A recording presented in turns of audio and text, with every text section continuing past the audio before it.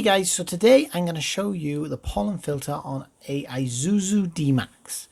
So what we're going to do is we're going to open the glove compartment, and either side of the glove compartment there's some stoppers to stop it falling out. So what you're going to do is pry the side to drop it past the catch, and we're going to do that on both sides just to drop the glove box out on its hinge.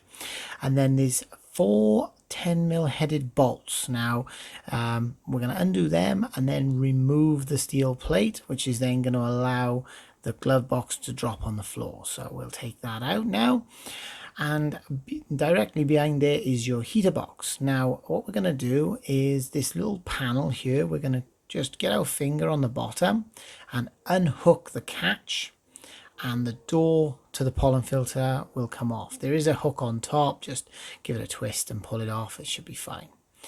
So next thing I'm going to do now is grab the pollen filter and remove it from the heater box.